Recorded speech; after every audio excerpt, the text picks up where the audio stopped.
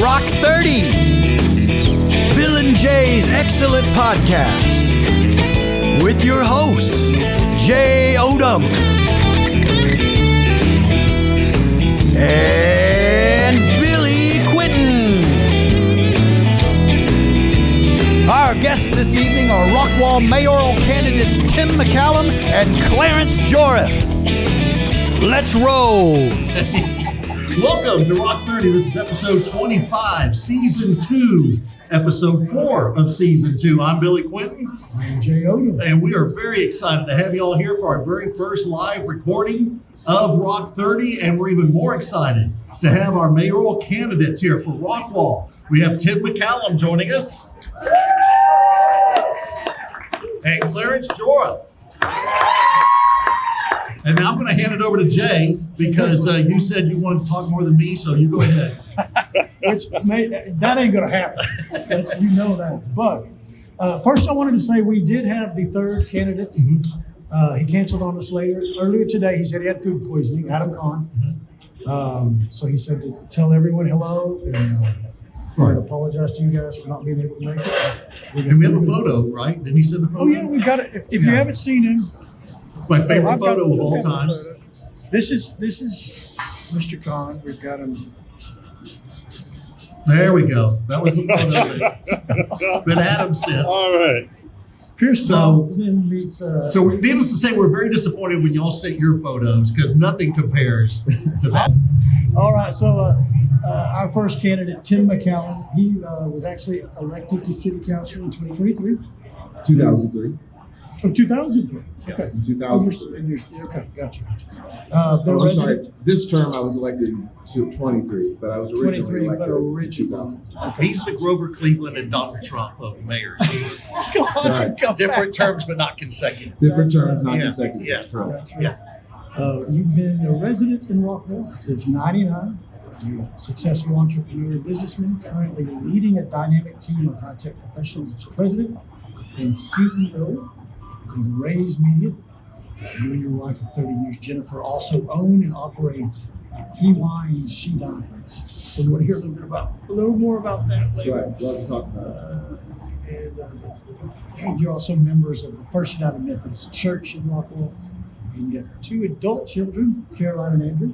That's right. And a new surprise, like the That's right. Last Friday we learned we are going to have our first grandchild, and it's going to be a grandson. All right. All right. So we're super excited. Yeah.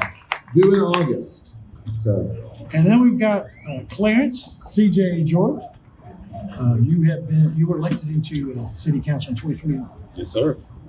He began a prestigious and distinguished military career in the U.S. Army. Worked in Secret Service. Yes, sir.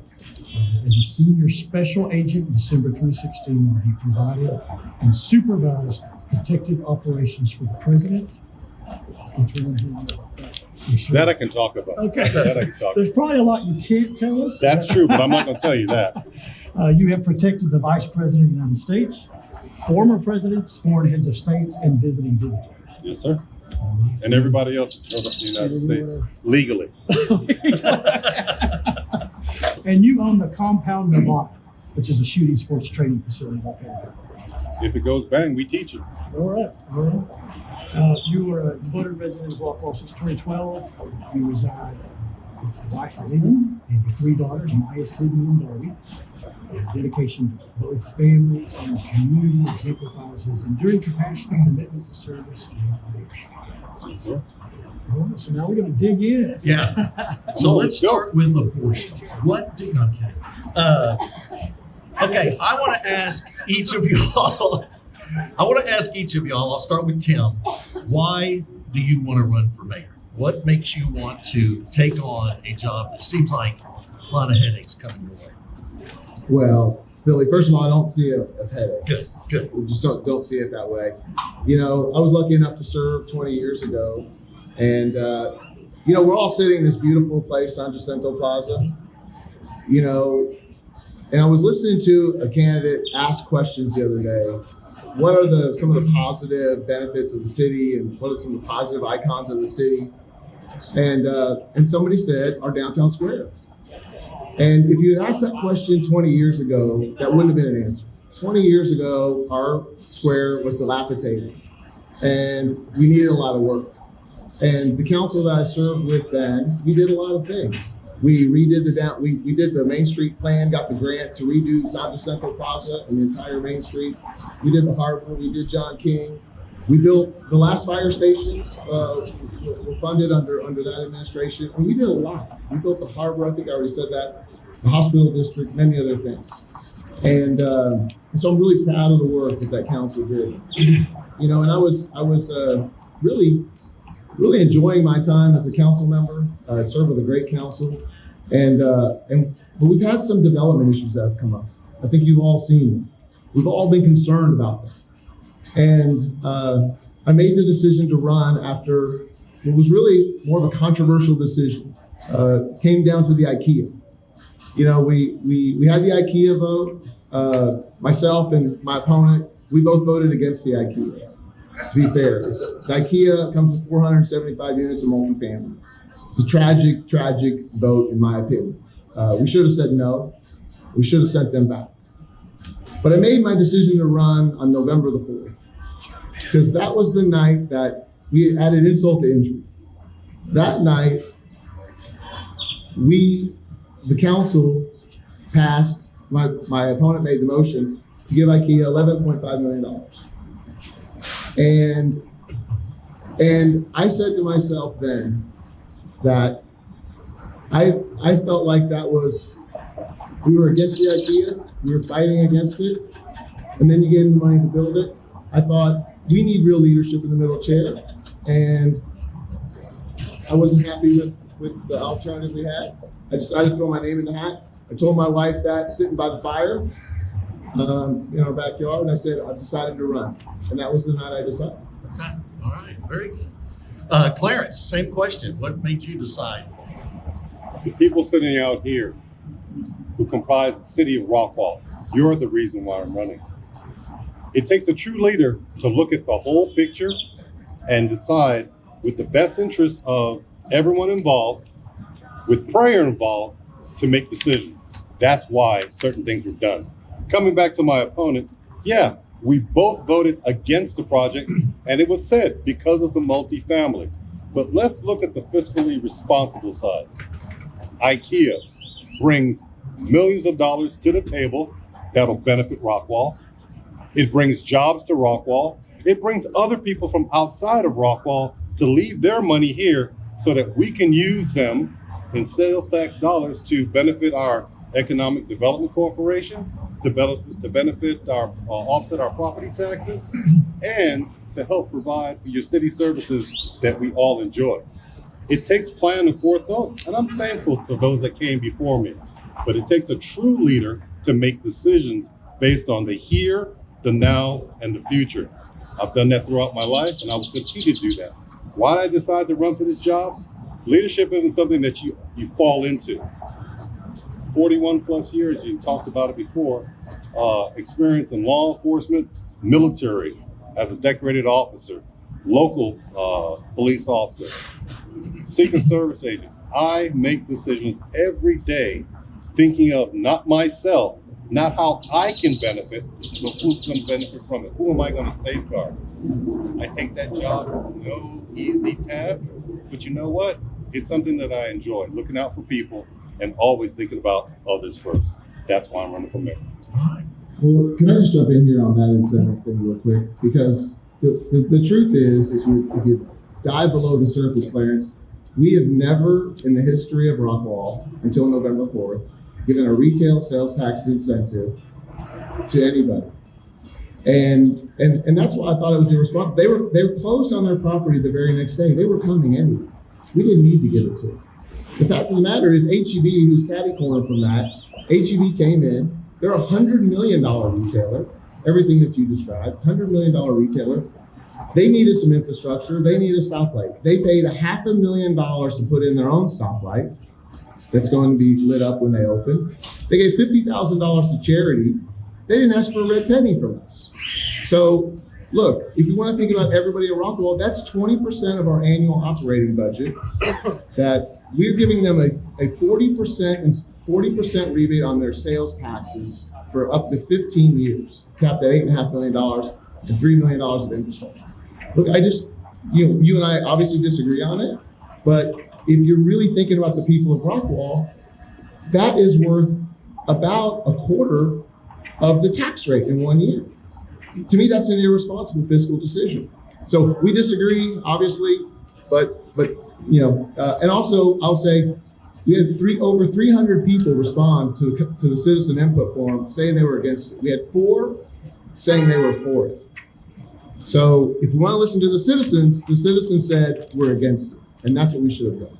So this is going to go back and forth like this all night, because the problem is whatever's said, you're going to find a contrary to it. But the bottom line is we have to be entrusted to make decisions on behalf of those who have elected us, okay? So when it comes down to giving back a rebate, the reason is the amount of sales tax dollars that's going to be generated, we're going to benefit from. What is the amount we of can sales agree tax to dollars? disagree. What's the amount of sales tax dollars that they're going to generate? What's the amount of sales tax dollars they're going to generate? Tim, I know what you're doing. No, I'm just asking. Well, I already answered you. For me to give you Do you know the specific answer? number, Because I know the answer. what's the answer to that? The flip and reverse. Go ahead. What's the argument? Well, I know you want to flip it just because you don't know the answer. The answer is I'm wrong. IKEA is going to give $60 million projected sales tax revenue. The HEB gives $100 million. Mhm. So again, it's not about that. It's about the fact that we have never given a retail sales tax It's the incentive first time in the for history of everything. Rockwall. Well, this was not the time. And you made the motion, which to me is the worst part. I believe in it. No, it's Well, not a matter of work. I stand up for things I believe, Well, and I'll I'm spearhead glad every that you time. use There you go. help give There you taxpayer go. money to build an right. IKEA and their multifamily. That was fantastic. I'm sure everybody's happy about that. So can you guys kind of clarify exactly what you're talking about for those that don't know? Sure, I can clarify. I'll clarify and we'll let Clarence come in. So we signed a 380 agreement with IKEA, the city. That 380 agreement gives about $8 million to IKEA in a tax rebate. So sales tax rung up through IKEA for up to 15 years gets rebated. 40% of their sales tax gets rebated to the city, up to $8.5 million. Then we voted to give them another $3.5 million for infrastructure. We passed that on to the EDC, and the EDC voted to take on that burden.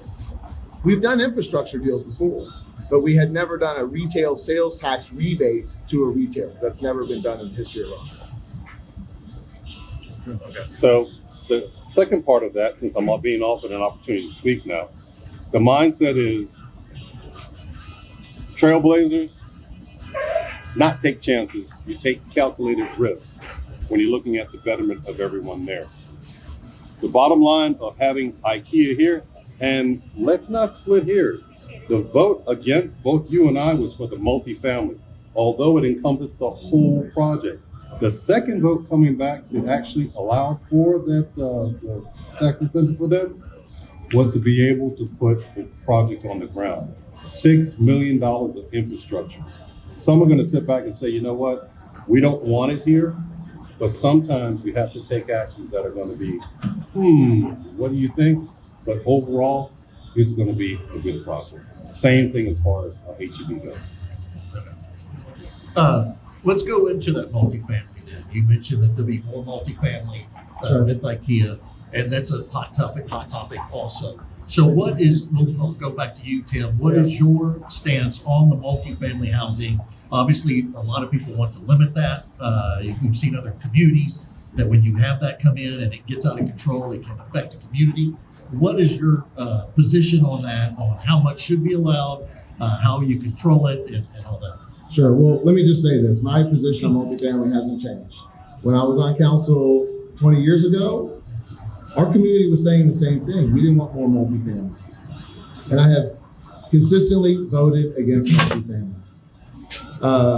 My record didn't change. The votes that I cast don't change. I've never voted for multifamily. In this last 2 years, I didn't vote for multifamily. And Clarence is right. He didn't vote for the multifamily associated with IKEA. I give him credit for that. But the fact of the matter is, the council in the last 4 years, before I got on council, he did vote for multifamily. He voted for the downtown, to do the 380 agreement to allow the downtown apartments.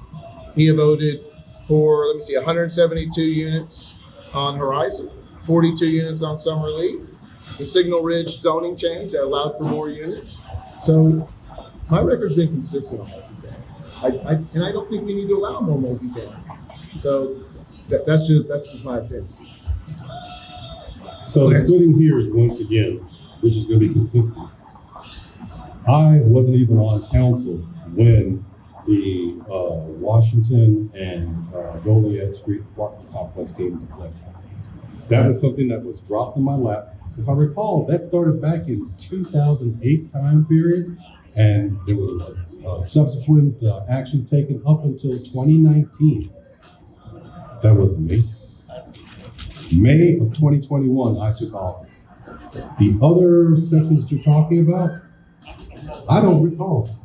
So I can't tell you whether you're generating that or it's something that's coming pulled out, but I will tell you, if on the and when I did, I will stand behind my actions, because it's one of those situations where what is the benefit of it? What could be the worst case scenario? It's the full circle law. I don't know what you're talking about. Well, you seconded the motion for the Summerlee apartments, so that's in the record. You guys can go to the city. Oh yeah, archives and look at Summerlee. that. And you voted for the 380 agreement that allowed for the say it worth the give of the police parking lot for the multifamily that's going to go in downtown. So you did vote for that, and that was within your term. So just maybe want to go back and check the minutes on it. I beg to differ. That wasn't the case. It was things that parking lot that was initially put place with the development was before my time. And I will come back and say, now that you mentioned, since you had a chance to look and see what I did, Summerlee, that was also part of the harbor development had taken place, which you make sure and point out that I was in front of, I was this, I did that. That would happen under your watch. Actually, that's not true. But let's break that down. PD 32 came after the harbor. My council did the harbor. By the way, we funded the entire harbor project without a penny of your tax dollars. We did it through a TIF zone. So all the money that was generated from the harbor would go back to pay the debt service of that. And that was almost paid off, actually. So it's taken this long. But we separated the harbor. You see, we did the harbor and the infrastructure where you see the retail and the movie theater and all of that. And then the stuff that is above the harbor. And I was off the council by the time that came in, and I never would have voted for it. And by the way, you weren't on the council then, but I'll tell you that the citizens at the time, it's one of my aggravations with multifamily. If you go back and, if for those of you who've been here for a while, that was sold to the council at the time, again, after my time, but it was sold to the council at the time as a West Village style multifamily with shops down below, family living up above, so we could have pedestrian traffic down through the harbor. How many of you remember that if you lived here back then? If you lived here, you knew that. And that's not what ended up happening. When the developers came in, because they got their zoning, and when they came in with straight multifamily. That is a travesty. And that's why we have to be careful not to allow more zoning for multifamily. And that's why the IKEA property was so important. We should have said no, we should have sent them packing, and we shouldn't have gave them any incentive dollars unless they did what we wanted them to do. That's just my stance. Let me ask you guys, as we're talking about density and new developments going in, nobody wants new houses. How do we balance this? The Texas rights of landowners whose land has been in their family for 100 years. They're in the middle of these areas that have houses around them. They have rights. They, in many times, if I've seen on planning and zoning, they're meeting the requirements. Nobody wants them. It's, traffic, this, and this. But does that landowner have a right in this state? They certainly do. Now, we talk about property owner rights, landowner rights. An individual that owns a parcel of land, they have a right to do with that land as they see fit. If they want to sell it, we're not, as a regulatory council, they will say, no, you can't sell, you can sell now, you can sell. That's not the American way. But what we can do is regulate what they put there within some confines. But the bottom line is, if a owner sells it to the developer, we don't have to hold the developer accountable for our comprehensive plan of what we put in place there. That's what it boils down to. The mindset of this is America, home of the free, home of the brave, the bottom line. You can do what's in the best interest of your family or your best interest of selling that land. We can't stop that. And that takes the thought of taking into consideration that person and their land. But at the same time, we're able to regulate exactly, first, for that comprehensive plan, as I said before, what we put in place and what they put in place. Well, look, I'll just say this as it. Clarence sort of mentioned the comprehensive plan. I mean, it really all starts with that, right? So our comprehensive plan was last adopted in the 2017-2018 timeframe. It's 8 years old. Our city has completely changed in the last 8 years, as you all know.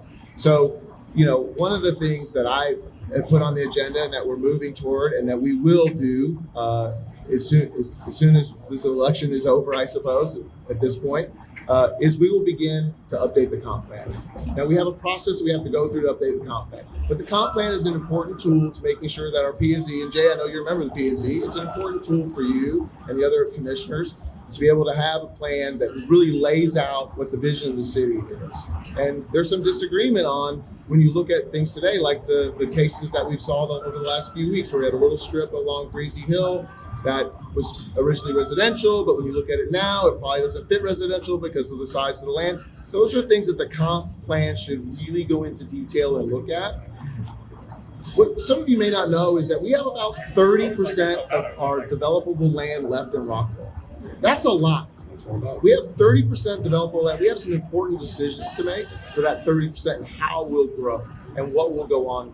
But as far as density goes, look, I will say that I am proud to have started this fight on density before I was on council. When the Southside Hills development came, they were well over 2.5 units an acre. And me and the folks that live around me, we fought and we protested and we came down to P&Z. And that development did pass P&Z 6-1. And then before it went to council, the mayor, he's standing in the back there, Kevin Fowler, gave them some advice at the time and said, go back and work with the community. When that development came, we had 40 or 50 people in attendance every meeting when that thing came up. At the end, there were 3 people in attendance, and the density was 1.68 units per acre. It was the lowest density development approved in about 15 years in Rockwall. So we have to continue to work with these developers and fight these developers. Irwin Farms, you all approved it unanimously. It just came to council on Monday night. We approved it unanimously. That's another good example. Irwin Farms, when that developer walked into the room 2 months ago at your work session, he said, quote, something to the effect of, I've listened to the rhetoric in town. I understand we don't want the fight over 60-foot lots. There's not a single 60-foot lot in this plan. And you all told him 2.5 units an acre was still too high. He left, he came back. His final plan was 1.25 units an acre. It included acre lots and 3/4 acre lots. His smallest lot was 100 foot. That's a pretty big lot in comparison to what's been by the way, it passed the council unanimously. That's how we begin. We have to continue to say no to developers. We have to work with our P&Z. We have to work with our comp plan and make sure that we emphasize low density development. That one's low density, high value. And so it really does fit within our comp plan. So that's sort of my stance on density and how we have to continue to push. You know, you hear it. I know you guys. Clarence, you have something to say. So that's great to hear you say that, Tim, but let's talk about the Jennifer development. You made sure you told the developer put in 1 acre lot directly across from your house, and then tell them go ahead and you vote against it saying, oh, it's high density. It's 1.65 units per to 1. How's that high density? I voted against it because of the infrastructure. The infrastructure, and you can talk about infrastructure all day long, but you stand on a point, you stand on a point. The infrastructure that we have within the city is not capable of dealing with all of these developments. I get it, but it's something that is a reality for us. But to turn around and say that it's high density, and it's on record, it's high density, it's not high density when you look at 1.65 to 1. That's 1.65 houses to 1 acre. Fine. Decisions regarding infrastructure involve all of us. It's the traffic out here, it's the water, it's the sewer. Near and dear to me is our police and fire services. How do we accommodate for these developments if there isn't some kind of impact fee or buy-in by the developers to offset it. We accommodate that by our city regulations. But the other side of that is, who is directly impacted? Our schools.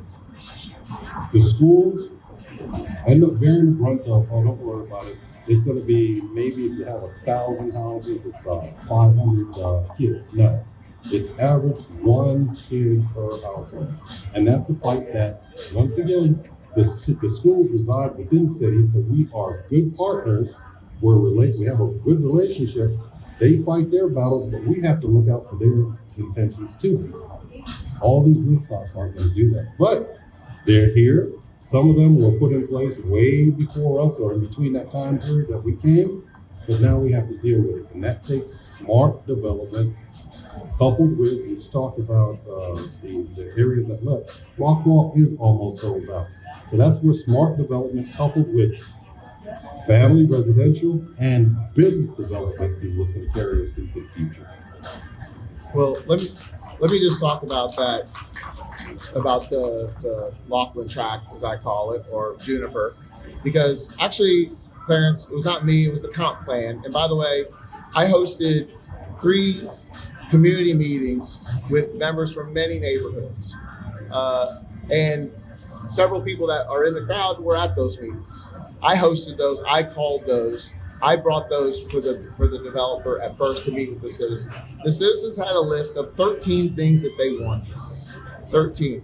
The comp plan called, by the way, not Tim, the comp plan called for us to have equal land, equal lots across from other lots. So I live in an estate lot community. The comp plan calls for there to be estate lots abutting estate lots, et cetera, et cetera.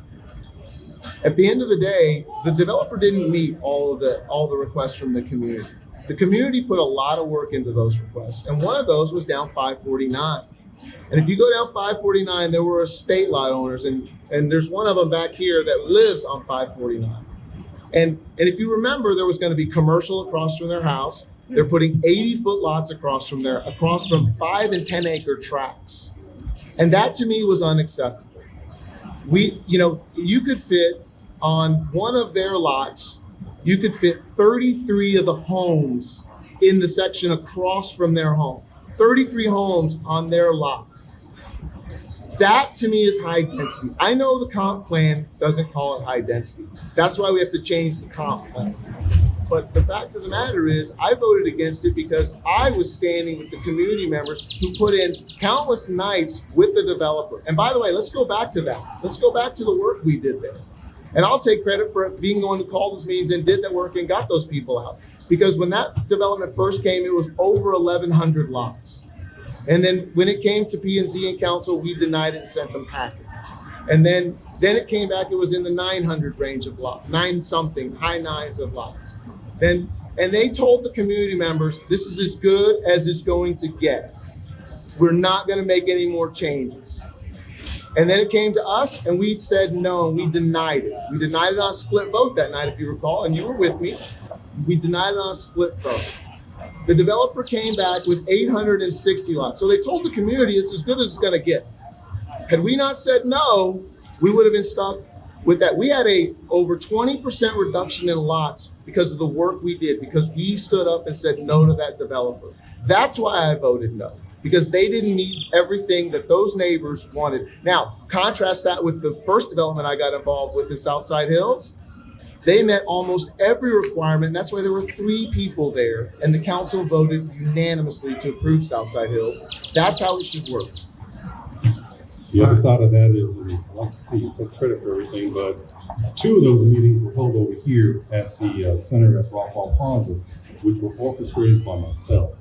That is absolutely not true. The thing about that is making, once again, you can make That's not true. The thing about it is stating the facts as they are. We pushed back on many of the developers, and I was very, very proud of the Irwin Farm development coming back, because that had been a developer that had normally started high dropped a little, they independently pulled their development to make sure that it accommodated. And that's how it passed 7-0 this past council. The thing about it is, the fact is they are. People in general are going to push back, but it takes strong leadership, combined leadership, to say no. And that's what we're doing. Well, and I'll just say one more thing on that, and we can move on to something other than density. Sorry, but Clarence, I really feel like you have two records: one before I got on council and one after. Before I got on council, you voted for 880 60, 70, and 80-foot lots. You voted for Klutz Farm, Peachtree, Park Hills. All of these are high-density developments. Park Hills only had, I think, 50 and 60-foot lots. You voted for all of them, and I applaud you for coming to the low-density side. But you can't just the record is what it is. So look, I hope you'll continue, and no matter who wins this race, I hope we'll continue the fight for low density, because that's what this community expects. So once again, to answer back on that here, if it falls within the comprehensive plan, which all of those developments did, and yes, I will admit, that first Klutz Farm vote, I was young and green, and I learned quickly what to do and how to push back and say, no, I don't feel comfortable about that. So it's a learning curve, so I'll give you that. But the thing about it is, as per the comprehensive plan, all of those developments fell within the 3-to-1 ratio. So they're not high density if that happens. You may not like the size of the lots put in there, you may not like how many are there, but we made sure that they complied with 3-to-1. Okay. First of all, Jay, we don't need to be here, I don't think. So if you want to, let's head over to Sonata and get a drink. And I know this is killing Billy. This is killing me. This is as quiet as I've ever heard you, which I love. Hey, I just hope.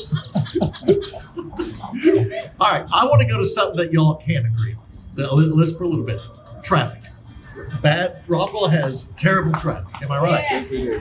Okay. I like to call it the theater district. I live right over here at Tyler and Kaufman. All right. And I wanted to go to Joe Willie's the other day. Took me 4 days. 4 days to get to Joe Willie's.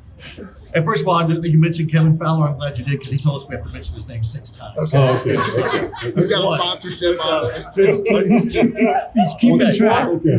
Did your bank sponsor this podcast? That's what I want. We'll take care of you, Kevin, no worries. He told us no. Yeah, we asked.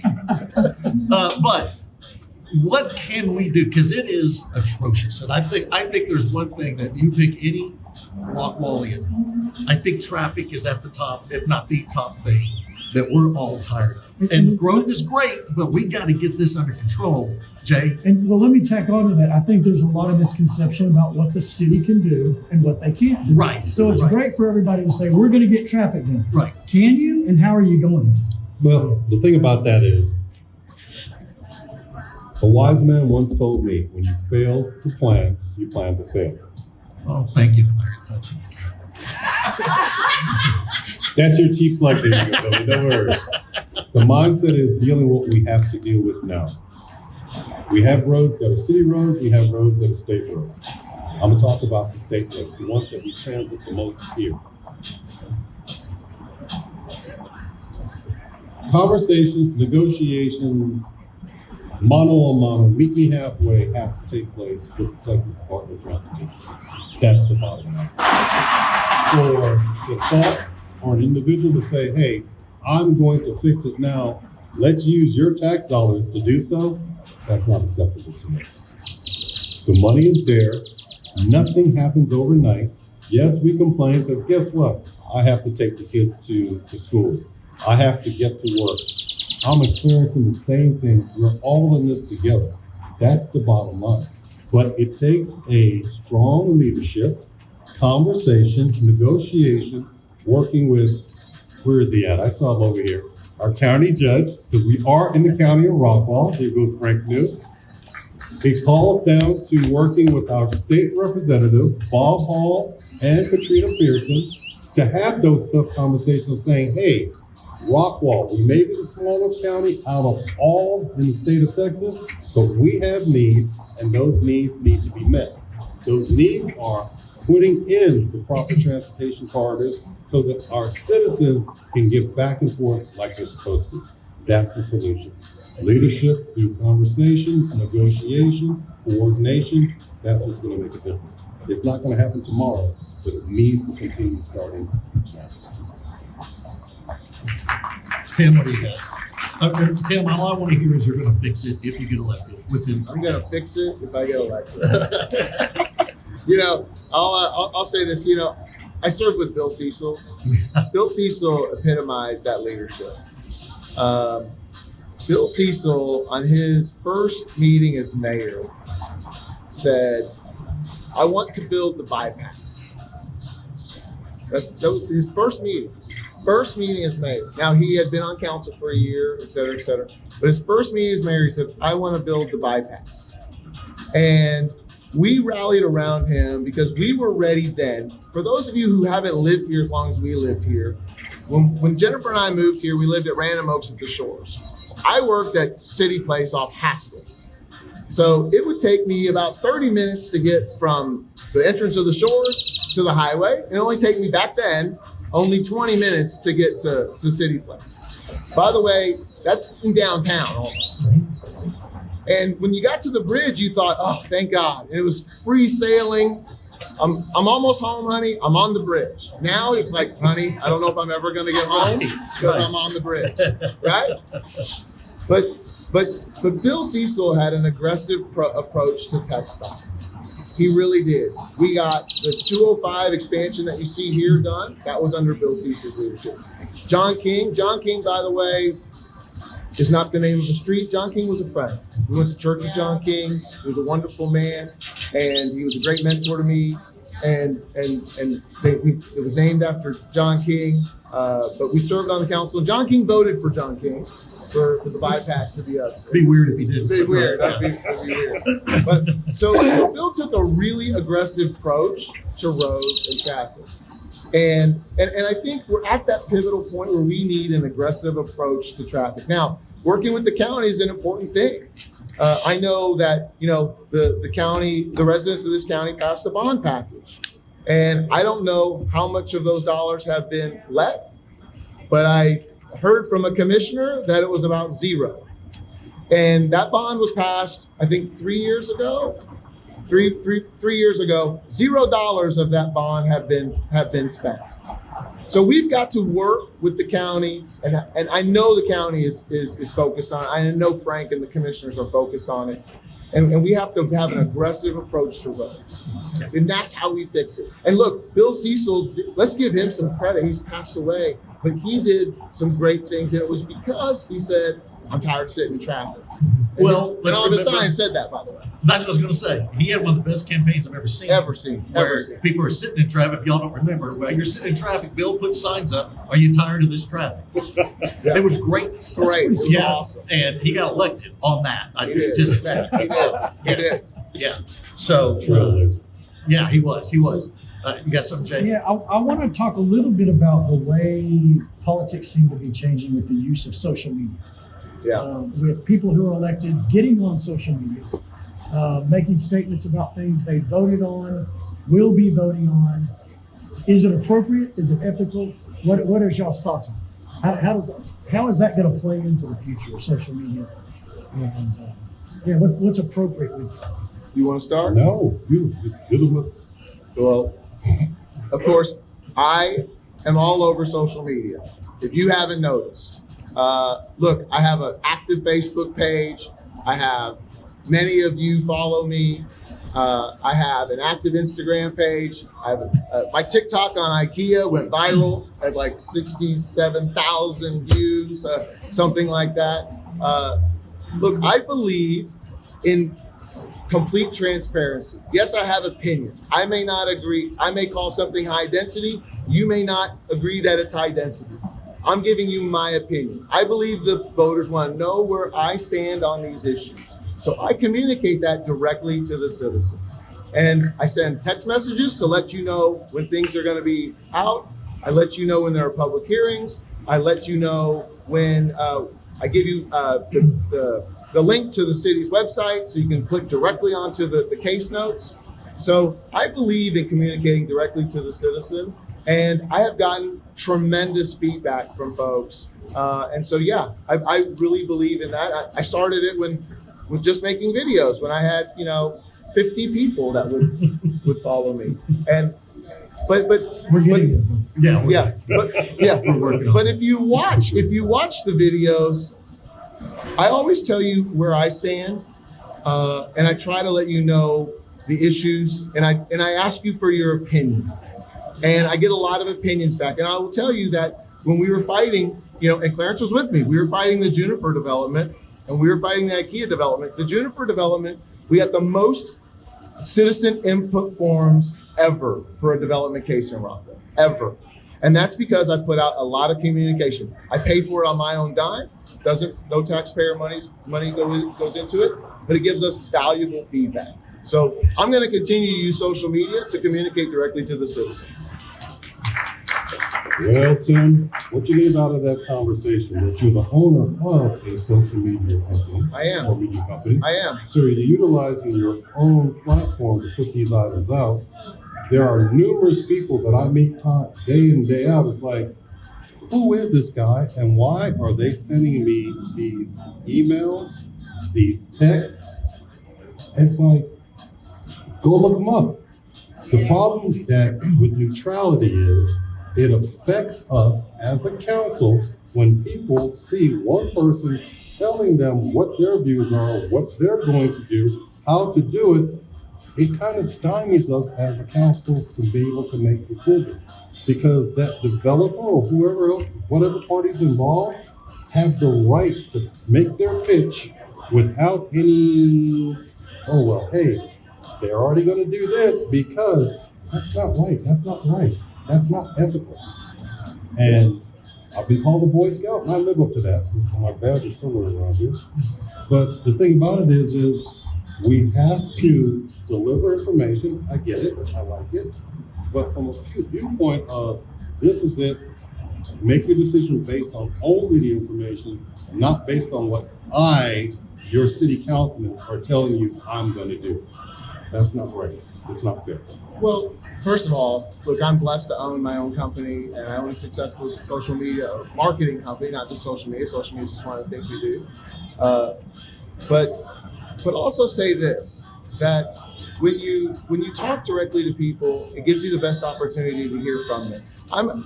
Let's put it into another political sense, because what you're essentially saying is we should wait to legislate the case and hear from the people while we're on the dice at council. I get it. But let's go to another political realm. Let's take abortion. See, I brought that up earlier. You brought it earlier, so I'm going to go with There it. you go. I told him that may not be the best topic to start with. And I don't want to get into a controversial statement here, but as a conservative, before I vote for somebody, I want to know where they stand on certain issues. Second Amendment, right to life, whatever. I don't want to find out where they stand on an issue when it's too late. I want to know up front, where do you stand on density? Where do you stand on multifamily? And I tell the voters where I stand. There is no question. I don't waver. I'm consistent. And the voters know what to expect. And by the way, if you really look at my videos, my communication, I give them my view, and I always ask for their input, always.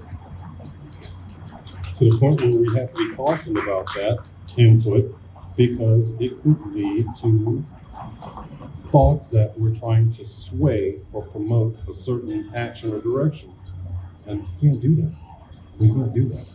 Well, But that's your choice. it is my choice, and I have a And First please Amendment right to continue to continue to do communicate to citizens, and you hear it here. Like, do you want a mayor that's going to communicate directly to the citizen, or do you want one that's not? And I choose to be a mayor that's going to communicate directly to the citizen. And sway their voice. Okay. No problem. It's their choice at the end of the day, right? That's fair. Let the citizen make the decision. Okay. Clarence mentioned, you talk about, I want to talk about your personal life a little bit. Okay, so let's get real. Are you from New York? Where are you from? Born and grew up, New York City. Get a rope, paste them in. Come on. New York City. New York City. All right, you went to the State University of New York, Excelsior College. That sounds extremely impressive. Well, I went to school. I'm about to say, you're about to be attacked by some woman. What's going on? That's my current wife. Right now. Your current wife, okay. I almost went into defensive mode for you. So, luckily, serving this country as a U.S. Army service member, I finished my first degree while on active duty. While everybody else was running into certain places while on deployment, no, I was the Boy Scout. I'm sitting doing correspondence courses. And back in the day, before you had actual computer online, you would have to take these little correspondence courses, fill them out, find a commissioned officer to actually administer the test, and then send it off, and that's how they come back. So that's how I was able to obtain my first degree in criminal justice and psychology through Excelsior College. Okay. See, are you all in the NCAA tournament? Do y'all have a No, they don't have a team. Okay. They was all the hard workers. That's true. CJ, tell us a little bit what it is like to guard a president, Wow. vice president. What is that? What is that like in that situation? It's surreal. So the first thing is, and it's kind of like this conversation here, we check our thoughts, our beliefs in a suitcase. We put it real far away and bury it. Kind of like Will Smith said in Bad Boys, it's like deep, deep, deep. We're not going to talk about that again. You are held above and beyond reproach because that person that you are dedicating your life to, you don't know who they are. It could be a foreign dignitary. It could be Hillary Clinton. Was it ever Hillary Clinton? Oh my gosh. Yeah, there were some situations where we were taking. Were you a little more lax then? Were you just kind of like, I'll go get a Slurpee? I would trip a lot then. Put it that way. What just happened? I don't know. I fell down. But the dedication to serve is always one of putting yourself in front of that man or that woman to take a bullet at any time, no matter who they are. So granted, I'm joking now about taking a trip or fall. You don't think about it. You train, you're vetted, you're not brainwashed, but you're dedicated to such a degree that whatever it takes to get the job done, you do it. For whatever time period it is, and having worn the suit of the military and local law enforcement, plain clothes, and even still today, it's about giving of yourself to others no matter what it is. Wow. Do you get to develop any type of relationship? That was my question, Jay. Yeah. It's insane. Or is it very much Yeah. you don't talk to them, they don't talk to you? How does that work? Yes and no. The closest protectee that I've ever been to, and it's tantamount to guarding Daisy, or guarding Miss Daisy, was Lady Bird Johnson down in Austin.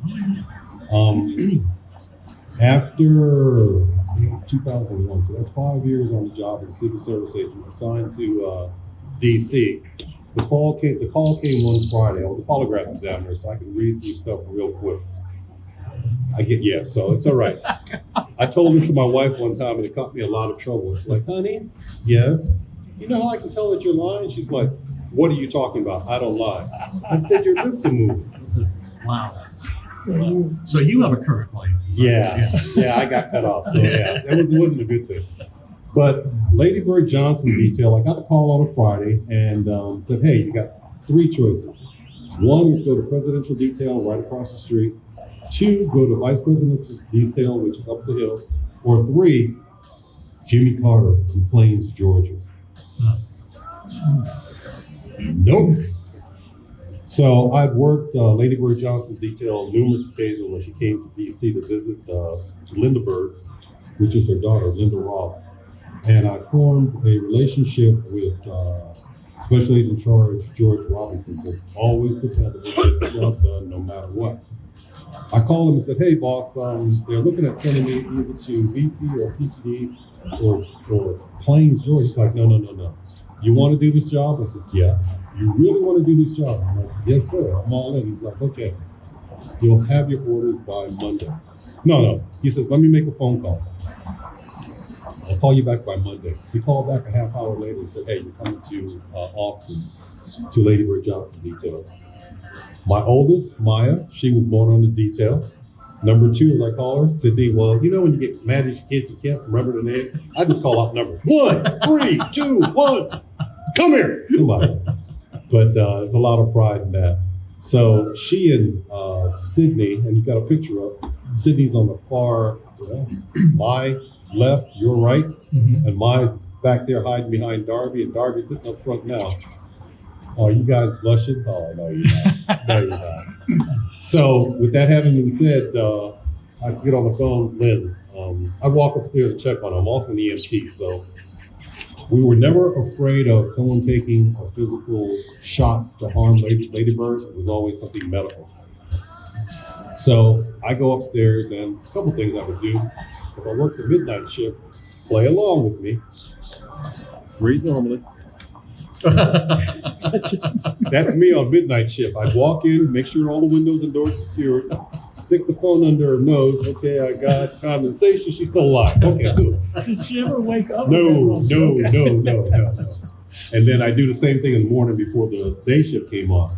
So I come in one morning. It's hysterical. I come in one morning and said, Mrs. J, how are you feeling today? Clarence, I'd sure love to see those pretty girls today. So I get on the phone, I call in. We don't have little babies. These kids are like 10 pounds, 15 pounds. She's sitting there bouncing these kids on her lap, and I'm thinking, oh my God, she's gonna break it. How do I explain that to the boss? So that was the closest one I'm with. But foreign president, vice president, heads of state, kings, queens, you name them. Wow. It's a matter of trust, above reproach, knowing that they're going to get on that plane, they're going to land here in the United States, they're going to get on that plane, go back to where they came from, no runs, no hits, no errors. And that's even in overseas venues too. So. Okay, I'm gonna do a cool segue. First of all, my wife does the phone thing, but she uses a pillow, which is weird. But is she still here? All right, I'm gonna move over to Tim. Hey, before you move over to me, I just want to say, and I've said this to Clarence before privately, but publicly, just thank you for your service, man. Yeah, it's outstanding. Unbelievable. Okay, now we're going to go the opposite end because I'm going to talk about Lady Bird Johnson. Her husband graduated from Texas State University. That's right. That's where me and Tim both went. That's right. So I want to ask Tim, and I can say this, Texas State is pretty much the opposite of the State University of New York, Excelsior College or whatever. You know, as long as you're carbon-based, I think you get in, right? Yeah. Wow. Thanks, Billy. Come on. Okay, so what I want to get to, first of all, how did you end up here in Rockwall? Because I know where you're from originally. How did you end up here in Rockwall? And then what led you to being so involved here as what you've done so far? Yeah, for sure. First of all, thanks for the question. So Jennifer and I were married in Austin, and I think we have our wedding picture, maybe. I don't know if you have our wedding. I don't want to embarrass Jennifer, but there's a picture of us cutting the cake there. So. Here's an early. That's our engagement picture. Look at that. Just so Somebody had hair. That's our engagement picture. Wait, we've got 4 bald guys. That's our engagement picture, and then our wedding. There we go. So that's my godfather. He was the mayor of Round Rock for 12 years. He was at our wedding, and he's the reason. I remember, so I grew up in downtown Austin, across from Zaragoza Park. I went to Zavala Elementary, which is a pretty tough place to grow up. If any of you know Austin, you know that's not a great place. Right across the street from the first federally funded projects in the state of Texas. And about the time I was going to be in high school, my mom decided we should move out of the city, and so we moved to Leander. And Ray here, and my mama Sue, he was my godfather, and he was the mayor of Round Rock for 12 years. And I think half of the city is named after him at this point. But by this time, by the time I was a freshman in high school, he was the city manager in Cedar Park. And back then, the city manager, Mary drives a Mustang, so they better not let her hear this, but they would get like a retired police car. And it was pretty cool. Like Blues Brothers kind of guy? Yeah, exactly. The big Caprice Classic, Right. And so he would come and pick me up, and he would drive me around town. Oh, that's our wedding picture. That's us cutting the cake. But he would drive me around town, and we'd be having breakfast with the mayor, and he would talk to me about all these things going on in the city. And I was always intrigued, and he always instilled in me that we have to give back. That we weren't given much, but he used to say, you weren't given much, but it's still important to give. Give what you can, give back. And so we always did that. We were married in 1993. We've been married 32 years. And in 1999, I was working for 7-Eleven. And I was asked to move here, and that 7-Eleven was headquartered in Haskell. So we're like behind the counter doing Slurpees? Yeah, exactly. Okay. Exactly. Is that representative? Whoa! I didn't give authorization to show. We found this one. I'm sorry. Hey, That's your 7-Eleven photo. they do this. They did this to Trace too. They showed a picture of Trace with long hair, and now I've been commandeered. Look at that. You look like a Muppet. I look like a Muppet, like animal. It's my high school. There we go. football. Look at Wow. that. Well, There we go. What'd you play? I played strong safety and a receiver, and I know Trace was in the band. I never saw the band play because it was at halftime. We were always in the locker room. So, but one of these days I'll see when my grandson's playing football. I'll get to watch the band. There you go. There you go. So anyway, to make a long story short, in '99 we moved up here, and I had never been to Dallas except for some mission trips and field trips with my church to Six Flags and other things. And I asked a buddy, I said, well, where should I look? And he said, you have 2 young children. We have a kindergartner and a first grader. So you should look in Rockwall and Southland. And it was Memorial Day weekend, and we were driving across the lake, and all the sailboats were up. And I said to Jennifer, I said, this is it. We never went to Southland. We came here. We loved this community. We fell in love with the lake. And then, we bought the house at Random Oaks and the Shores, a brand new little pocket neighborhood back then. And we've been here ever since. So, and in 2003, of course, as you know, I ran for the council and won, and the rest is sort of history. Tell us a little bit more about your business. Yeah, so great question. So Jennifer and I have He Wines, She Dines, which I'll talk about in a second, but I own a marketing firm. We started in 2010. We have lots of great customers, mostly in the B2B space and banking space, and so yeah, we do digital, we build websites, we build mobile apps, all kinds of technology stuff. And so pretty proud of that. And then Jennifer and I, when our oldest was, and if y'all go to Zanata, they have Companion on the label. That's a plug. But we started a winery and wine operation. We travel all over the world, meet growers, meet other grower families, and we produce about 20 still wines from California grapes. And we also import from Champagne and Spain and Italy and other places. And so I think we have a picture of our whole family at one of our vineyard partners in Spain that we might have sent in. But anyway, so Jake's not even looking. He's not even looking. It's okay, don't worry about it, Jake. Picture of his whole family in Spain. Whole family It's like in Spain. the whole world's looking at you right now. It's normally Sea Dog. Where is he? He's Oh. Yeah. So Anyway, so that's a little about our business, and we've been there we are in Spain at one of our vineyard partners, and with our whole family. So we've been pretty fortunate, but yeah. So and we're located here in Rockwall. Our business is located here in Rockwall off Horizon, and mostly we ship all over the country. So. This will go a long way. Yeah. Can you take all of us to get a free big gulp right over there since you work at 7-Eleven? Man, that's a great. No. Okay. All right. all right. There's no more employee discount. No, but you know what? We had a store in the bottom of City Place, and we could get before I traded it in for my super big gulp for a Sonic. I used to be able to go downstairs and fill that thing unlimited. It was pretty amazing. Nice. Pretty amazing for Nice. the job. Nice. Okay, I want to get back to some issues here. Public safety, y'all both mentioned it. It seems, and I always have this debate with people, is the world more dangerous, or are we just seeing more things online? And it seems more dangerous, as it always been. But as far as I see it, I feel like the world is a little more dangerous, mainly because of social media and the internet and things like that. People know way more about us than they used to. So, as mayor, and Clarence, I'll start with you. What can you do as mayor to improve the safety of people, not only physically, but digitally at times. Well, from the electronic crime side of the house, which is one of my fortes as a Secret Service agent, it's out there. Anybody can find anything about anyone based on previous employments, being firings, everything under the sun. Improprieties, it's out there. You can be found.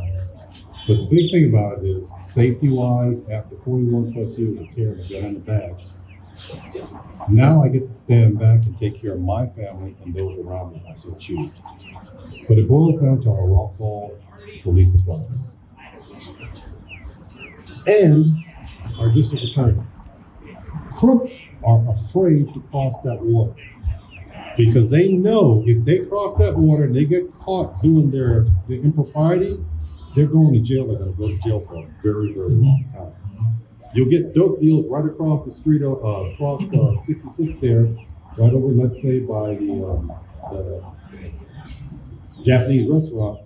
Hey, we're not in Rockwall, right? No, you're not in Rockwall. Guess what? You're in Rockwall. Yeah. But coupled with that, it's not just about police. It's about our firefighters and our first responders. Granted, our first responders or EMS, Rockwall Emergency Medical Services, those guys put their life on the line every day for each and every one of us. That's the bottom line. They are consummate professionals who don't think twice about what you're doing, because kind of like when we talk about myself, protection. If I feared everyone, I'd never be able to do a job. It's about having that mindset of, I'm going to do my job, you got my back. We're going to do our job, we're going to have a back. So I can get home to those people right there. And the thing about that is everybody feels the same way. We've got to take care of our first responders. How can we make everybody safer? It's a bias. Business owners, implementation of everybody's afraid of these cameras, but guess what? We had an incident take place last December where a construction worker was killed over in the harbor. Excuse me, 3 individuals were involved. Before the implementation of technology, they'd have been in the wind and gone. 12 hours. 12 hours they were in custody. That's the pride of our police department working with partner agencies to even include, I got a chance to take pictures with Texas Rangers. They're all shorter than I was though. I don't know why. But nonetheless. I think pretty much everybody's shorter. Well, that's why Trace and I look eye to eye. See, that's your second plug right there, brother. But the thing about law enforcement and protection services is they need to be paid. They need to be thanked, not physically, but just a thank you for what you do. Just the same way we have the same mindset for our military, this is who keeps us safe in our homes, bottom line. I guarantee you pick up the phone and call Rockwall here, unless it's something catastrophic going on somewhere else, you're probably there within 2 to 3 minutes.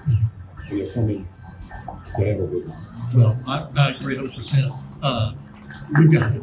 We got a DA that ain't messing around. And, and so I love that.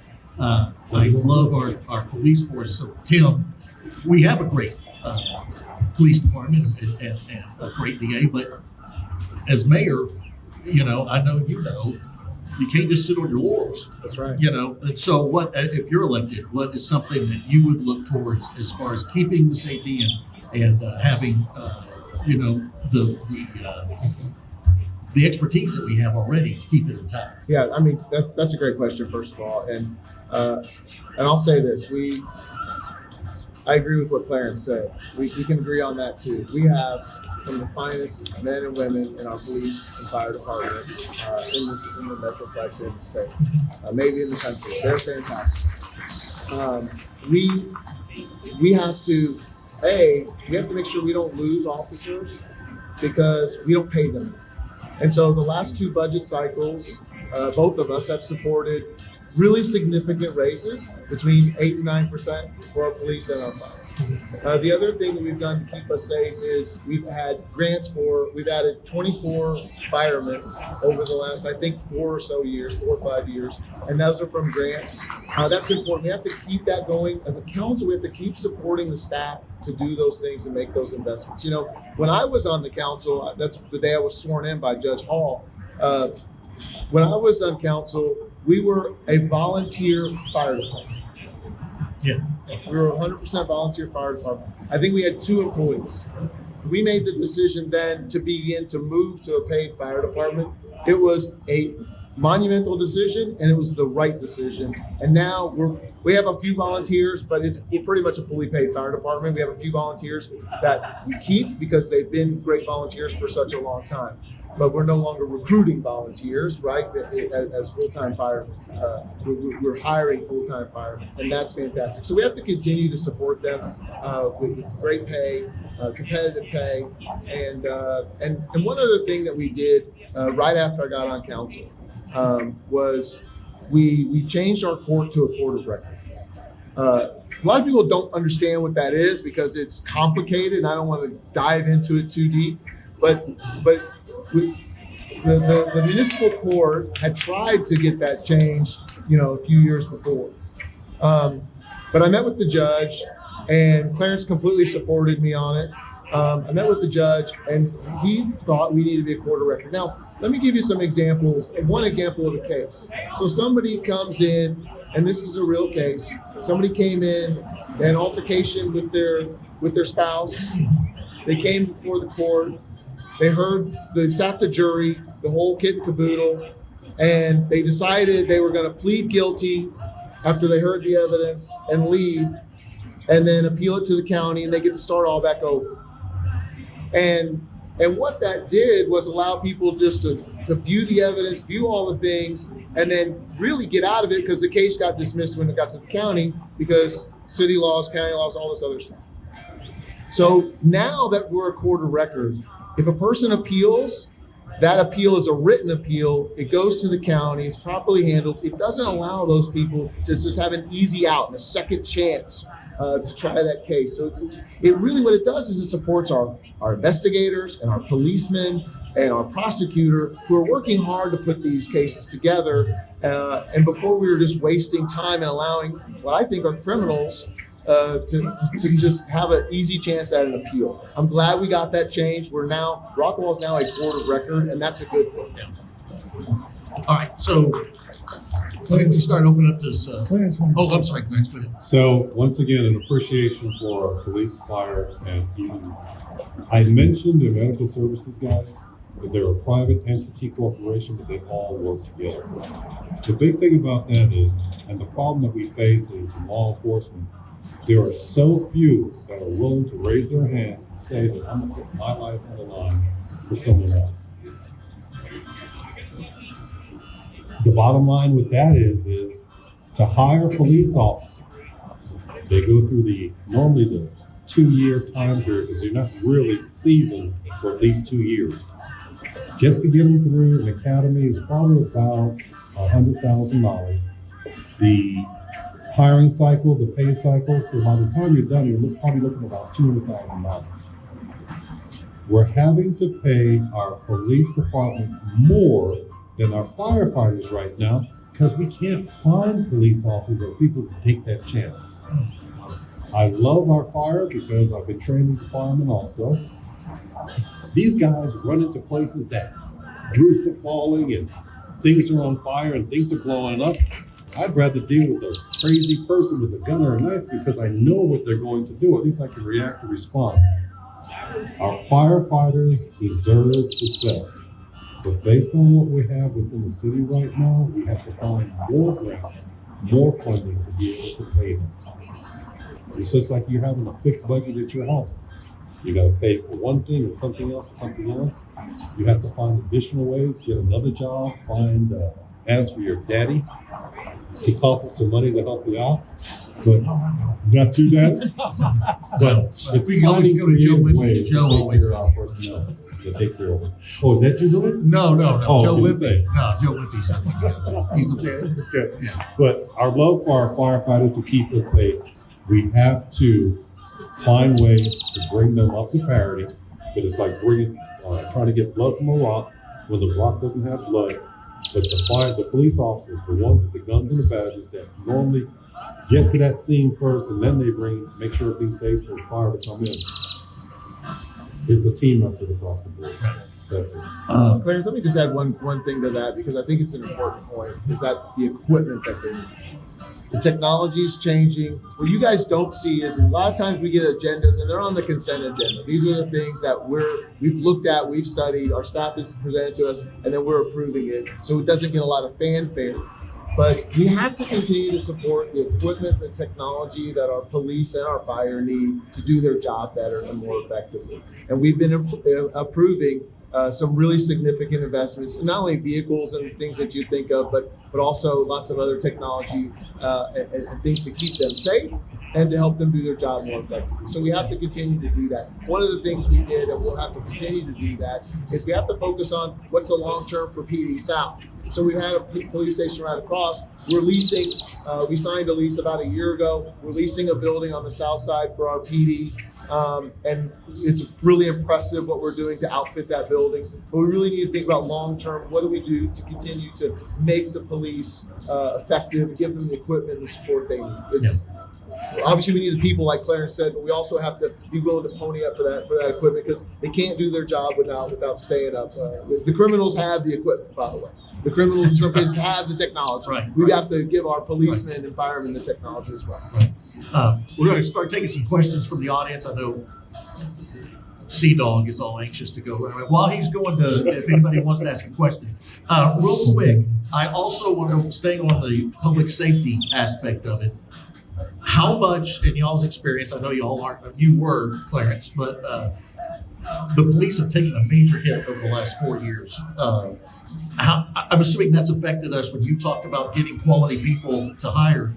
I'm assuming there's less people wanting to be policemen now. Is that a big part of it? It's a driving factor, like with anything with our communities or nowadays. People don't want to, oh, he doesn't like me. He said something bad about me. They don't like me because of the color of my skin. That's what we're getting from these recruits. So as a polygraph examiner, my fun times was someone that would come in to apply for that job. They'd sit down, I'd go through their paperwork beforehand, do my homework, and I always do research, and then I get to ask them those hard questions. They can't ask those questions because they don't have the honesty and the integrity to do the job. Or they did something in their past, nobody will ever find out. And it comes out in that little room there, that little 4x8 room, and it's like, those people don't exist. They try to hide things, but it's always found. But it comes down to being able to do the job, being able to take those hits, to be able to be called names that no one deserves to be called, but it's still a job to do, and still teach you with kindness, common courtesy and respect. I'm just saying, you're sitting here. But no matter who you are, that's what we're faced with every day, and it's really, really hard. Yeah. But there's a positive side of that when you do recruit somebody in Rockwall, because it is a special place to work. If you talk to the policemen who work in this town, they'll tell you. I mean, we have so many policemen who have spent their entire career. Our chief spent his entire career. I know he left to fight for the country, but then he came back. But our police, our sheriff was a Rockwall PD officer. Terry was. So these people we have so many police officers that have spent their entire career with us, and now they're doing community service officers and other types of officers. And so it's a great testament to our department that we have a department where you can be in patrol, you can move up. We have as you're getting to the end of your career, we have other great responsibilities for these officers. So I think it's a real testament to the leadership of the department. All right. Okay. Who we got? All right. My name is Caden. What are the questions now? Caden's the engineer. A lot of times. What is your name? Where are you from? And what is your question? My name is Al Crump. I live on Falsey Drive in North Rockwall in the Shores, and I appreciate both county districts giving us their time. Regarding density, I caution Councilmember Tim McCallum when he talks But he says he's fighting high density. The entire council, the whole city would like to fight high density. But I live in Shores, and a quarter-acre lot or a third-acre lot is not high density. And you're, with all due respect, I think you're sending the wrong message when you say you're fighting high density, when a third of an acre or a quarter is not high density. Another point is traffic. There's one candidate whose sign out on the street says, "Let's fix this traffic," who may or may not win, but it caught my eye in a flash. It caught my eye.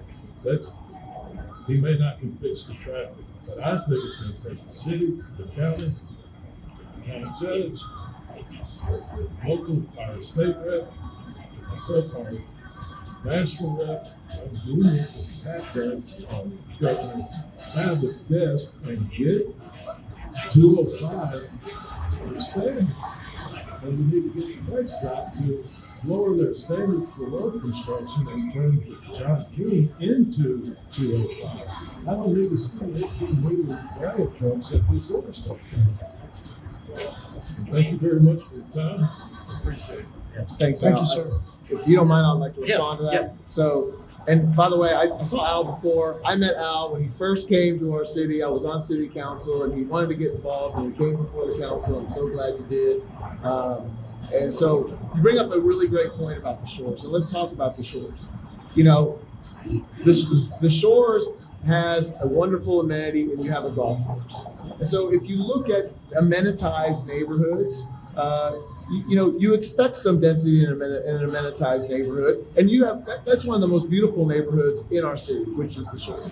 And there's a mix of lot sizes, including some that are more dense, and most of our neighborhoods do have some smaller sized lots. I agree with you. This fight is not about what we've already done. This fight is about where we go from here. So if you look at the comp plan does call for 2 up to 2.5 units an acre in our south side, which is where most of the development is happening now. And most of those lots are larger lots. So you have, for example, when you talk about Juniper, the Laughlin tract that came up, Juniper was butted by estate lots and then estate lots and very large estates, 5 and 10 acre estates. And those people were upset because the density didn't match. And they were asking for, a much better buffer before they get into that. So look, I understand as we approve new developments, we have to make the right decision. I'll tell you, I voted for Park Place when I was on council. If you look at Park Place, it's a whole different amenitized neighborhood. And those are much smaller lots, but it's a highly amenitized neighborhood. It's a beautiful neighborhood with a different feel. So look, you have to make these decisions on a case-by-case basis. But where we stand today, we can't continue to put, because Klutz Farm, when you take out the park, is 3.35 units an acre of highly dense lots, 60s and 70s. We cannot continue to cram that many people in, otherwise we'll bust our roads to continue. We won't be able to keep up. And so I know we're fighting it in the county, we're fighting it in Clinton Chisholm, we're fighting it on the south side, and in the north side we have, Shores is a beautiful neighborhood, but it's highly amenitized, so. And I'd like to say that Al didn't thank the podcasters. And frankly, that hurts. That hits. We appreciate your time. Thank you so much for ramrodding this show. Okay, we got another question? Well, I'd like to answer. Oh, sure, I'm sorry, too. Clarence, yeah. So the mindset there is, I agree with the mindset, the density. We still look at 3-to-1. I don't agree with the parks being placed into park and counted against the total land mass. It's not right. It's not right. Because a lot of the time, those parks are floodplain. The numbers don't compute. Fine. But then it comes back to these roads. Case in point, we're doing a good job with it. 7:30 and cars are flowing out. But the problem is it goes back with proactive interaction with the county, and they're doing their job. So don't worry, we're good for beef price. They're doing their job. But it then comes down to TxDOT and actual state government to hear our voices and know that this is what we need for our people here in Rockwall. That's the driving factor.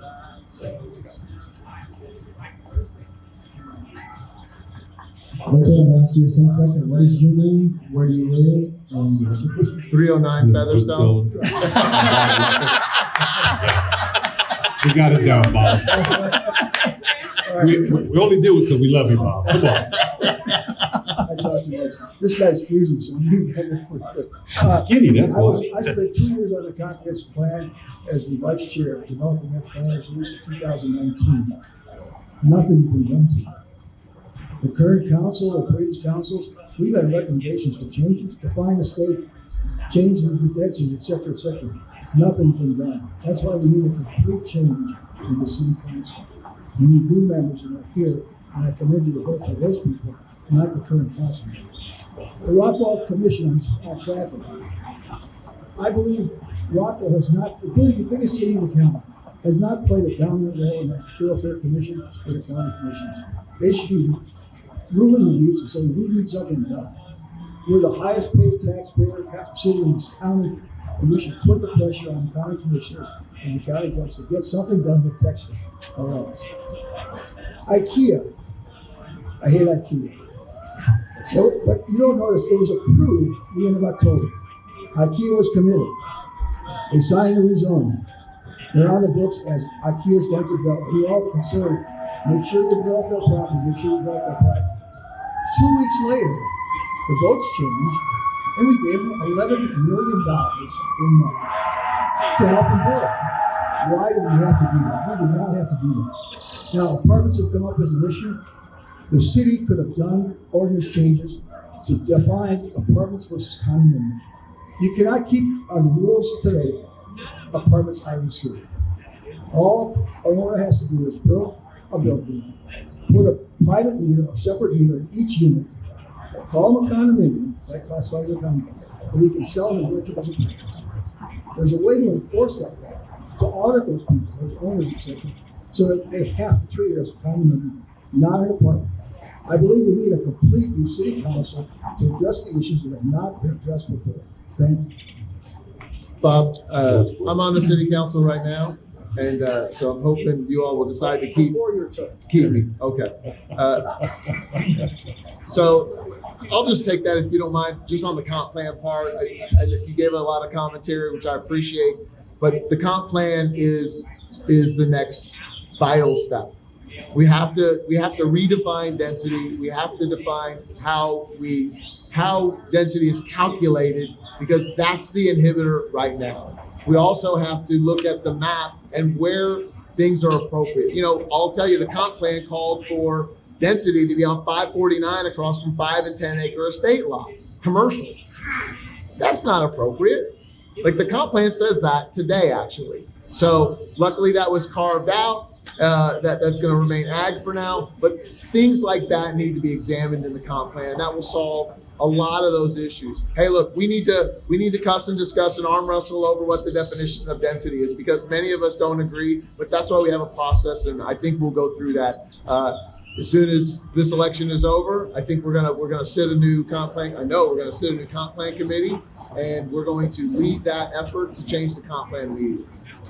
So, as I said before, when you fail to plan, you plan to fail. That's why, as your next mayor, the leadership battle will be to put in place, as we talked, the comprehensive plan committee to make the changes that best suit us now. One of the things that drives me up a wall is ordinances. The ordinance says one thing, rule of law.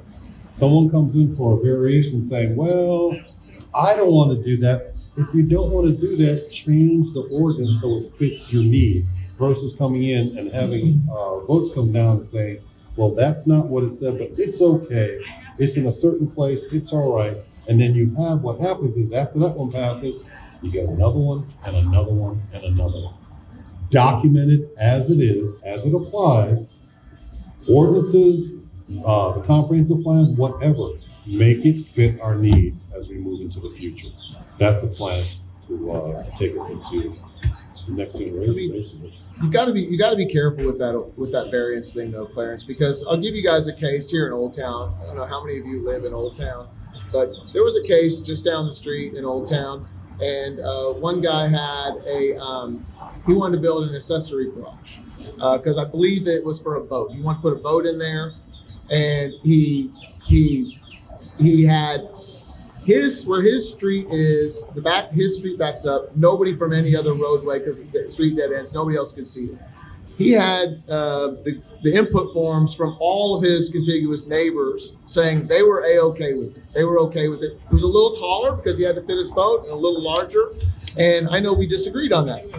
Clarence, you voted against it. I voted for it. The council voted for it. I think it was a 6-1 vote actually, because this guy had every one of his neighbors were okay with it.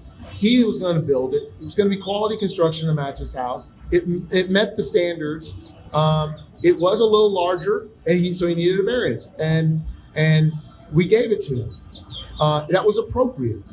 The variance process is there for common sense decisions. When you want to put up a pergola, and you already have a covered garage, we have to have the ability to say, you know what, that pergola is going to look great. This happened on Gideon Grove too. The lady had a pergola. She was building a roofed-in like pool house thing, and she already had a storage unit. Very, very nice property in Gideon Grove. There again, she needed a variance. These are common sense things. All of her neighbors were for it.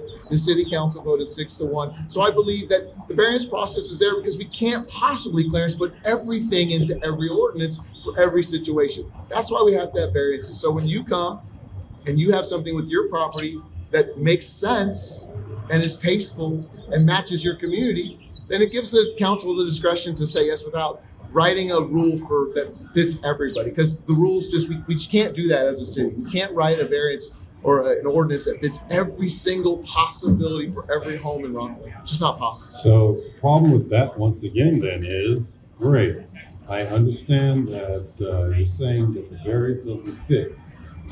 But when you have two buildings that are already allowed by the ordinance, and then you build another structure that's 20 times bigger than the third one, it's like, oh, there it is. This is what I need. It's not right. Once again, rule of law. It's written. I guess it's because of my background. It's black and white. It's right or wrong. That's what we need to follow. If you want to change it, change the ordinance. I'm good with that too. Okay. Okay, what is your name? Where do you live? Is this guy a voter? I'm just I am not a voter. Rockwall, the city of Rockwall. Brian McCallum, 1217 Livorno. So I've heard leadership, I've heard teamwork, and I've heard also shots fired on both sides. My question is, the current mayors that are elected right now, we have all found a way to work together. We understand the needs of our city. We also learn to understand how to work as a cohesive unit to protect what we see as the overall balance of Rockwall County. We teamed up with Frank New, our county judge. He did that point. And so by doing that, we fight not just the fight here, but in Austin, right? So if we understand that our local control is at risk with governance, how will y'all come into that mix with teaming up with the current mayors to still fight that continued battle in Austin? Well, having had the opportunity to sit with those current mayors, with the strategic plan, it's one team, one fight. We're one county, but within that county, we have Fate, McClendon Chisholm, Roy City, Rockwall, Mobile City. We're all one team. In order to put forth our efforts to be able to deal with the state, we have to have one voice. That one voice means agreement amongst ourselves, because the issues of Rockwall are very similar, or could be the issues of McClendon Chisholm. They could be the issues of Heath. They could be the issues of Faith. That's why working together, understanding what those problems are, talking things through versus litigation, that's what's going to make us stronger as one county. We communicate, to and through our commissioners and our county judge. And then that voice goes back to Austin through our state senator and our state representative. The big thing about it is if we're not talking to each other, we're not working with each other, if we're not understanding the problems that each one of us is experiencing, we're fighting against each other. But the mayors are also going down to Austin also. It's not just limited to the. Oh, no. That's the team. Yes, sir. That's why it's a team. One team, one fight. Look, I'll just say this, and I've met with Brian. When I decided to run for mayor, I met with Frank, went to his office. I've met with every commissioner at this point.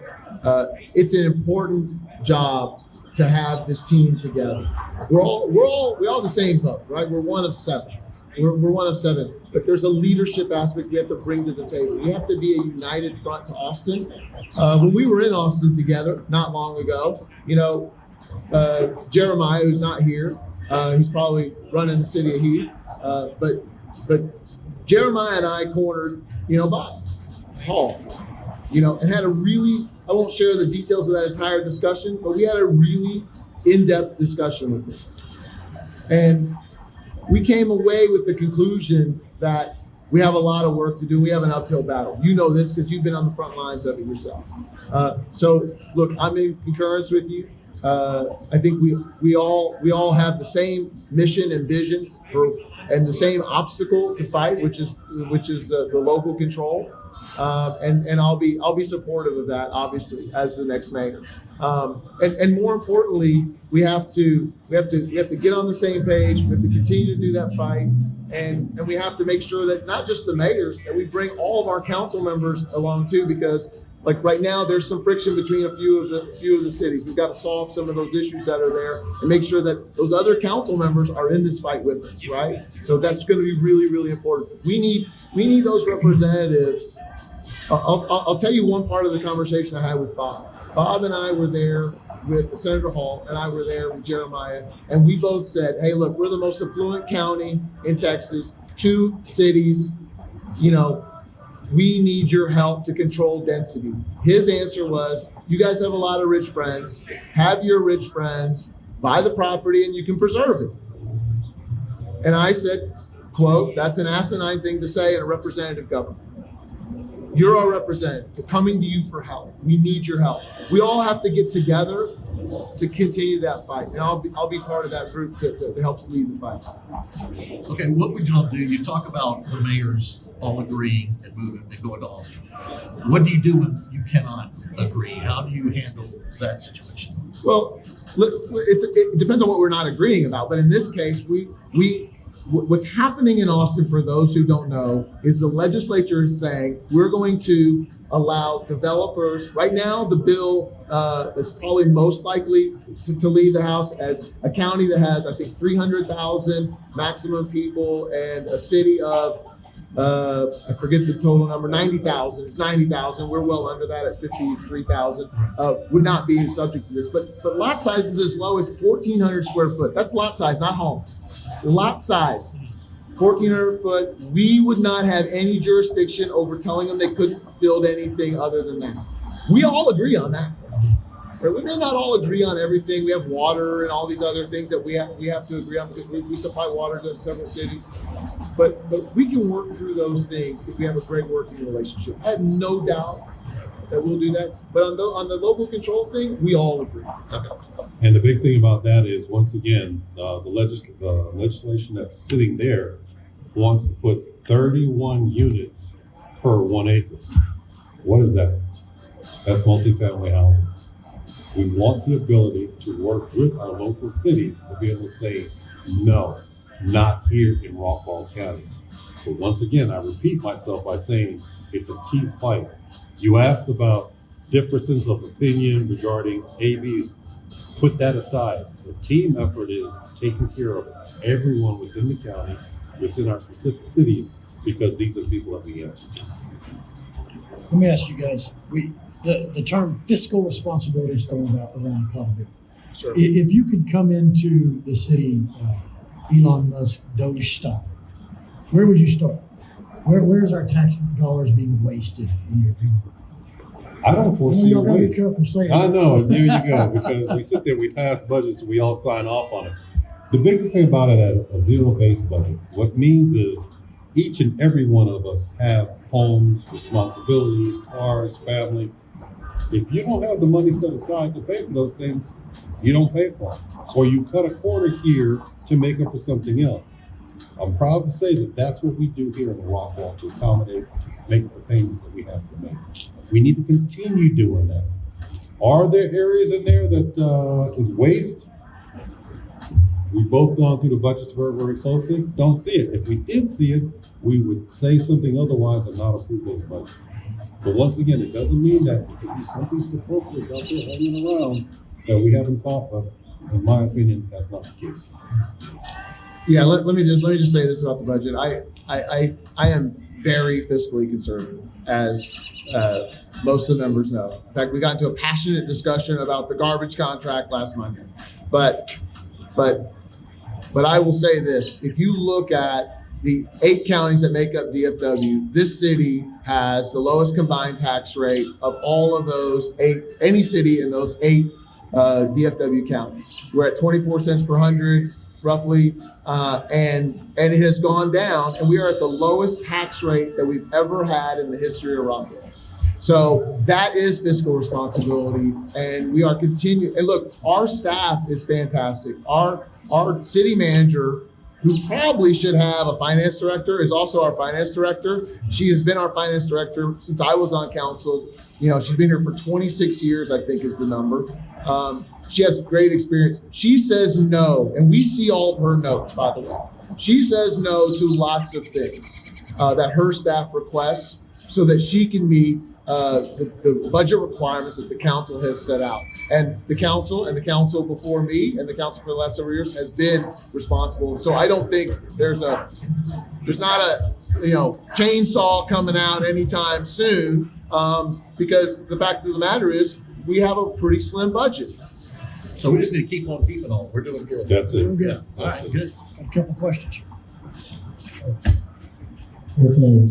Yes, it's in time. Caden keeps making He's me not walk gonna let for go it. of the mic. I've already said he's not gonna let go of the mic. Front and center, right? My name is Chris Dorward. I'm in Austin Corners. And I have first of all, I want to thank all the candidates for being here and the hosts. There we go. You There we guys go, for being Jay. here. There you go. There you go. And putting this together. It's been very informative for the community, and I appreciate it.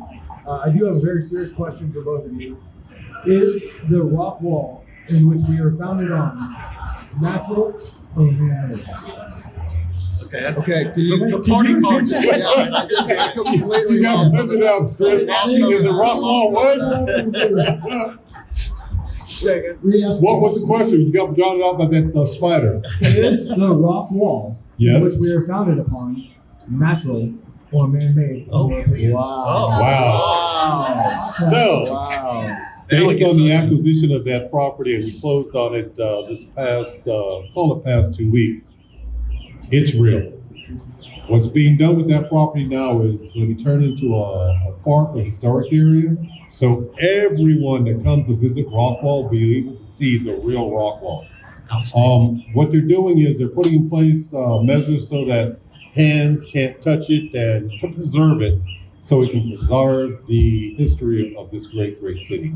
Yeah, but I think your question was, is it real or man-made? Because there was this spoof out there talking about, was it man-made many, many years ago? And I think, but when this thing gets dug up, we might get some good answers to that. I will tell you that this has been one of those things we've been working on for a long time. And the family who owns that land has actually donated that land to the city. And we have hotel motel funds. Part of that can be used for historical preservation. So it actually won't cost the taxpayers any dollars. And so we're going to use part of that funds to responsibly uncover it. And then we may have to bring in obviously some experts to help us deduce that question and others. But Clarence is right. We do want to give access to the citizens, but only if it's safely. We do have a commitment from them that if it looks like the wall might disintegrate, that it might just be preserved and left out of public view. Okay, so that's been, oh, go ahead, sorry. And one quick shout out to Judge Mark Russo, who sits on the historical board. Yeah, that's right. Why are Mark you trying to Russo. hide, man? Why are you trying to hide? I see you. We see you, Mark. Even behind, oh, he's sitting on your hand behind Miss Francis. Mark's He's been wearing an one of the- aqua shirt trying to hide. Exactly. It ain't gonna He's work. been one of the red driving wall. factors Against the behind red that. wall. Against the So, red wall. Mark's not working. thank you for Mark for all your efforts there. See, he's blushing. Oh. Well, that's been my biggest issue since I've been in Rockwall 32 years. And you mentioned Round Rock. You can go to the Round Rock Yes, you can. and Round Rock. And all these towns that are founded on these things, you can go see them. And yet Rockwall, we could never do it other than what we had in front of the courthouse, which we come to find out ain't exactly the official, wall. It's close. It's for the architect. Surveyors. And so I'm so happy to hear that. That was going to be one of my questions. So I'm so happy to hear that. All right. Do you want to You ask walked a away? question? Oh, you lost again. Did you say something rude? What happened? No, he's a friend now. Oh, okay. All right. So the elephant in the room, Mr. Khan, I want to reach out and thank him very much Yes. for participating. It was kind of sad when I found out that he had a health issue and wouldn't be able to join us Yes. here tonight. But it's the people that actually want to stand up to do something to make a difference. I'm grateful to each and every one of them. Every one of the other candidates is running. You have dedication in your heart, and we appreciate that service. But I got one more thing. Shout out to Cub Scout Pack 2115. They're having a get together on Tuesday, and that is our youth. That's just one example of our youth that make a difference. They're there. They're our future. We have to nurture that in every and anything that we do. Yeah, outstanding. Yeah. The Scouts. Wait, Billy was speechless right there. I am. I don't know what to say. What is going Well, on? because I was going to the Scout thing. How is the attendance or the what do you call it, recruitment for scouting? Is it better? I mean, I know for a while there they were struggling a little bit. Before, when they had that problem, Right. what I've seen in interactions with all the scouts and the Cub Scouts and Boy Scouts, and we've got Eagle Scouts popping up here, there, and everywhere. It's because of the engagement and their dedication to service. And another quick shout out to our Youth Advisory Council. I see our chairman over there, Vincent Bento. Don't be trying to hide. I can still see you past the light. It's our youth that are engaged in making a difference for their future, which is our future, because we're not getting any younger.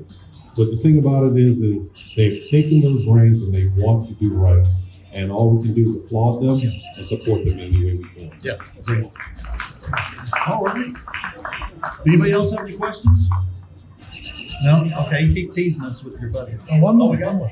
Oh, we got another question. I know it's easy to hang out long. What is your name, where you live, and what is your question? My name is Vincent Harris. I'm a Rockwall resident, also live in Shores. My question is about the school district. Right now, I think we've already established that we're in a very tense environment where right now in the 89th session, the whole local governance, local control issue is major that also impacts our school district. With that in mind, how do our mayoral candidates intend to partner potentially with the school district to navigate the complexities of this new environment, and also with the backdrop of everything else we discussed, infrastructure issues, traffic, etc. What does that look like with the school district? That's a great question. Well, if you don't mind, I'll start with that one. That's a great question. First of all, we don't have anything to do with schools, as you all know. That's done by your school board, and you should elect really good school board members. But we do have an impact on how those things happen. First of all, back to density. The more homes that we approve, the more schools we need. By the way, let's remember that it's a domino effect. So if we curb our density and we bring down those density requirements, we'll have less need at the school level. But one of the things that I was struck by that we did, Gene Burton was the superintendent when I was on city council before. And once every mayoral term, we would have a joint meeting between the school district and the city council. And we had these meetings and we would plan and talk about what their initiatives were and what our initiatives were and what our plans look like, et cetera. So I really think one of the crucial things we have to do is we have to begin to have these joint work sessions with the school board and the city council, because I talked to a developer and I said, look, people are asking about where the school is. The school district has said you're going to need at least an elementary in that development. And he said, well, the school district didn't want to buy the land, so we're not going to plan for it. And so there's a whole dichotomy there that we have to help move through that planning process so that we're working more conjunctively together. And I think getting together and having regular work sessions at least once every term would be very useful. So I've been working very closely with the school board because granted we are the city, they are an entity that resides within the city. So being good stewards and good partners, we need to be able to exchange and interact with each other. Unfortunately, this last beta that came through, it didn't pass. Right. But when confronted by that and having conversations with the school board members and even the superintendent, I told them then, and I've reiterated it even at a meeting that took place 2 weeks ago, it boils down to transparency. You can't sit there and say, okay, I need this. What was on that pad right there, Billy? Did you see it? No. Because it wasn't transparent to see what the breakdown was. It comes down to an explanation. Our schools are vital to each and every one of us because those are our future leaders who will learn and go forward. The Gene Burton Academy, I have one that's in the academy right now. It gives lifelong traits to those that may choose that they don't want to go to college, but they walk out with something so they can move out of my house. With that, no, I got girls, so it's not a situation. But the thing about it is just like Tim said, the bottom line is they reside here. A lot of our actions regarding housing, as I mentioned earlier, the infrastructure, being able to get from point A to point B, it falls on us, but it actually directly impacts them. So we have to work together. Well, I can't thank y'all enough for coming here. This has been. Thank you guys for hosting. This is fantastic. Is there anything else y'all want to address before we sign off? No, I would just say one last thing. I mean, the election starts April 22nd, and the most votes we've ever received in a municipal election was in 2007, and it was 4,030 votes. Since then, our population has doubled and our vote tallies have gone down. Yeah. So we have to get out and vote. We have to get out and make these decisions, no matter who you're voting for. It's so important that your voice is heard and that we get out and vote for all the candidates. And of course, for your choice for mayor, which I hope is Tim McCallum. Clarence. That having been said, the biggest thing about it is, I say this, and my dad brought me up. He was dad passed away at 101 years, so you got to stuck with me for a long time. The mindset there is actions speak louder than words. A lot of times when we receive complaints, this should be done and that should be done, but people don't step forward, put themselves into that ballot box and say, hey, I see a solution in this person or that person or this group of people. I am that leader. I am that the person that can make those decisions. I would greatly appreciate your vote to become the next mayor of Rockwall. Thank you. Jay, I want you to thank our camera people. We got some. Yes, we do. Yeah. A lot of camera folks. You want to name Actually, thank them. Yeah, This is name where you them. actually thank them. You should actually thank them. I keep looking at you to name them. We've got, my wife is working sound, Allison. We've got Tyler Whippy and his new bride, Sarah. We have got Red rushing on camera. Right. My daughter, Debbie, on camera. And another daughter, Debbie. Don't forget the man on the mic back there. Yeah. And C-Dog. C-Dog. C-Dog. All right. Yeah. Jay's daughters are fading. They've been fading for the last about 30 minutes. It's cold out here, so that's Yeah. why. The cameras have not been moving. And a big thanks. We want to thank Tyler and Sarah Whippy for the balloons. Party Rock, we want to give them a plug. Anybody needs any balloons or anything like that? What else do y'all do? Is there anything? Is it hi, you name it, they'll figure it out. So I want to thank them. And also Ryan Miller, right, for helping us out here. And Bethany Browning. Bethany Yeah. came through. Yeah. And Jay, I want to thank you. Well, Jay, I'd like to thank you too, if that's okay. I'd like to thank you and Billy. I'd really like to thanks for putting those embarrassing pictures up.